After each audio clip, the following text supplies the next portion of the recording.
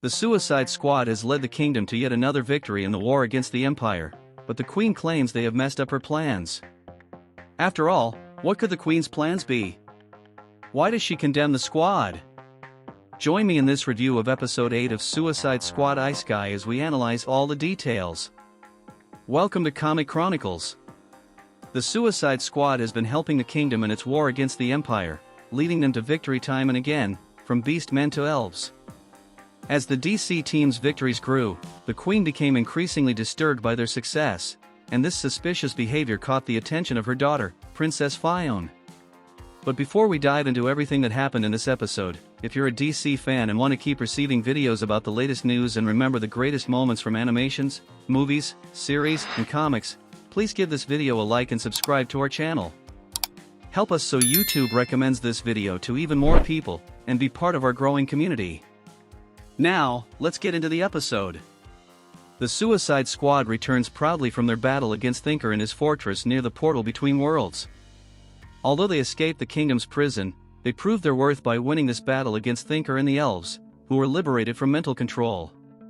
While they expected a warm welcome from the kingdom, they are shocked upon arriving at the castle, as the Queen has ordered her soldiers to execute them.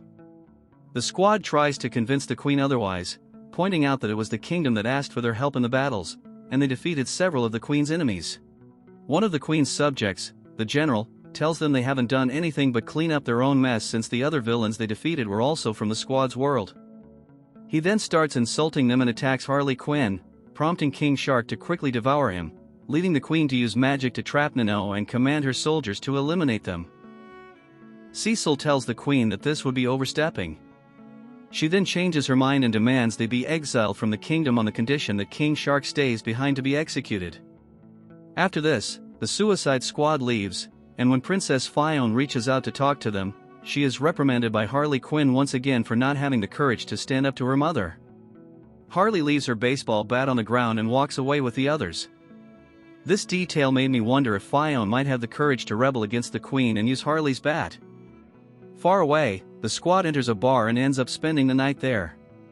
While they are drunk, a minstrel appears to sing and starts recounting tales of people from another place who came from the skies in a great metal box, thirsty for a fight, who became heroes of the kingdom.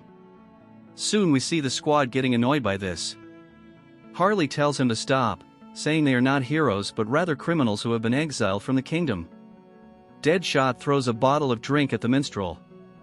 Clayface, who wanted to hear about their great deeds through song, gets irritated and begins to fight Deadshot. This is a classic bar brawl moment, and unlike the 2016 Suicide Squad movie, I like seeing them fight among themselves instead of making speeches about being a family. The Suicide Squad is a Black Ops team of villains led by Amanda Waller who want to take each other out, and they are not a family. Initially, Rick Flag just watched the fight, but he eventually gets tired and decides to put an end to it. The next day, Flag wakes the team and decides to return with them to the portal so the countdown on their bombs can reset, giving them time to rescue Nano. Harley decides to leave her little dragon in the bar since he just found and befriended a griffin. Even if she took him back to their land, it would be impossible for the authorities to let Harley keep him. Not to mention he would likely be captured for study by scientists. When they arrive at the portal, the bombs have reset. Shortly after, Waller contacts Flag for a mission report, and after he recounts everything, Amanda orders Flag to return, as this mission has become impossible to complete. Suddenly, the bomb in Clayface's neck starts beeping until it explodes his head. Harley, Deadshot, and Peacemaker are horrified at what happened. Rick Flag is furious with how Waller treats them and tries to negotiate once more.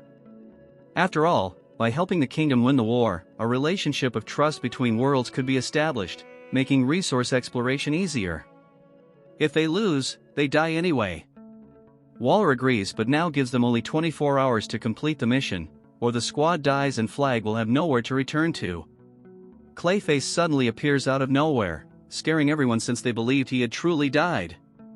He says the bomb wouldn't affect him if he moved his heart or brain to another part of his body that wouldn't be impacted. In a comedic tone, something quite present in this character in the anime, he states he's only on this mission because every story needs a protagonist. The team soon notices that the royal castle appears to be on fire and heads there. Meanwhile, in the castle, Fiona tries to reach her mother to prevent Nano's execution, only to see her mother furious, stating that the squad has messed up her plans, ending the episode. This is a typical episode that concludes with a cliffhanger for the final plot, and here, the theory that the Queen is an imposter, or something of that nature, becomes more solidified.